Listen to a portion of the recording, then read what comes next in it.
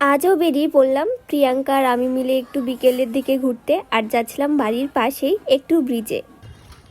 দেখো বন্ধুরা, আমার বান্ধবী ফুলের জন্য কান্নাকাটি করছে, কিন্তু ফুল আর পাততে পারছে না।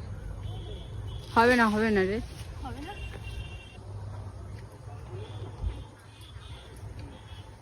এই সাইকেলটা ওখানে দাঁড় করা, এই জোর উপর ওঠ। কি দারুণ না, ল্যাভেন্ডার কালার, আমার সবথেকে প্রিয় কালার এটা। তোর বিয়েতে আমি এরকম একটা সাইকেল গিফট করবো তোর বরকে। আমরা আরও সামনের দিকে যাওয়ার চেষ্টা করছি, যদি আর কি এই ফুলগুলো পাই তো এক ঝাঁক তুলে নিয়ে আসবো। বান্ধবী অনেক চেষ্টা করেছে আমাকে দেওয়ার জন্য, কিন্তু হাইটের জন্য আমরা পারিনি। আর একটু লম্বা হওয়া দরকার ছিল আর কি। আর ওই যে সামনে আছে আর কি, আরও আছে। বেশ ভালো লাগছে না বল জায়গাটা? ওই যে আগে আগে যাচ্ছে ফুল গাছের সামনে, আর এই যে ফুল। আহারে, এই তো পারতে পারতেও পারলো না। ওটা যা, ওটা দাঁড়া, আমি একটু এত গড়া নেই, উঠতে পারবো তো ওঠার সময়? হ্যাঁ হ্যাঁ, এটা তুলে ছুঁড়ে মারবো।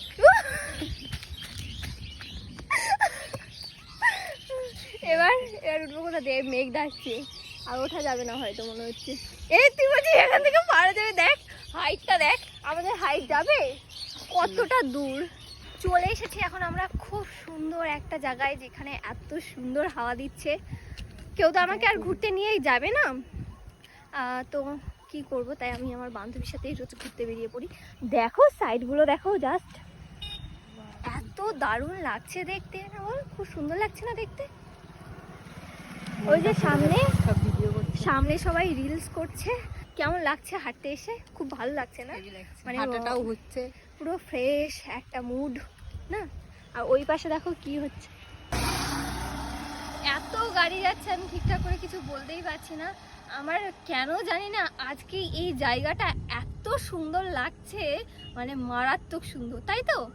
তো আসো আমার সাথে একটু চারিপাশটা দেখো কত সুন্দর। এই পাশটা একটু দেখা, সামনে ধান ক্ষেত, আর ওপরেরটা দেখো পুরো মানে মেঘ করেছে। একটা দারুণ একটা ওয়েদার, কি বলবো, এই জায়গাটা থেকে মনে হচ্ছে আর যেতে ইচ্ছা করছে না, মনে হচ্ছে এই জায়গাটাই থাকি, কিন্তু এখনই হয়তো ঝড় চলে আসবে না। রাস্তাটা সবাই একটু দেখো, মনে হচ্ছে রাস্তাটার ওপর যেন মেঘ নেমে এসেছে নিচে না?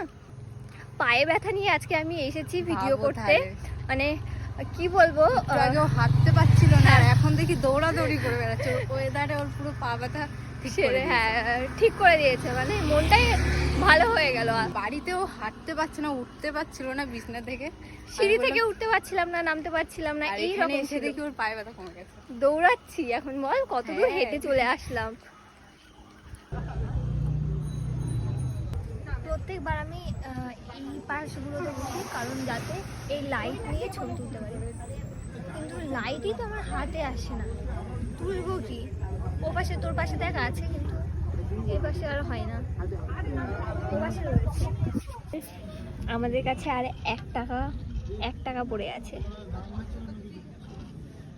1 টাকার কি খাবি বল? 1 টাকার কি হবে?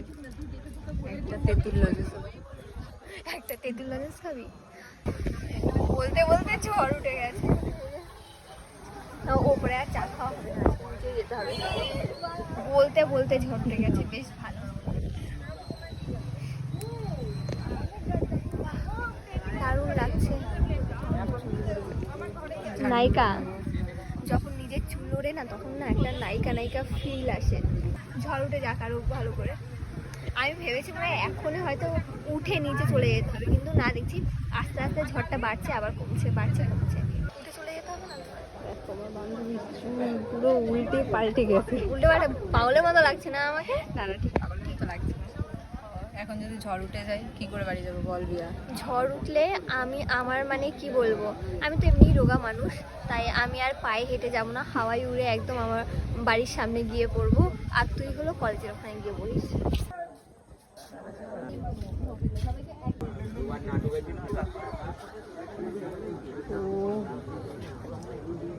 চলে এসেছি বাড়ি, মানে এমন ভয় পেয়েছি, এমনভাবে মেঘ ডাকছিল, বিদ্যুৎ চমকাচ্ছিল যে আমার কান্না করে দেওয়ার মতো।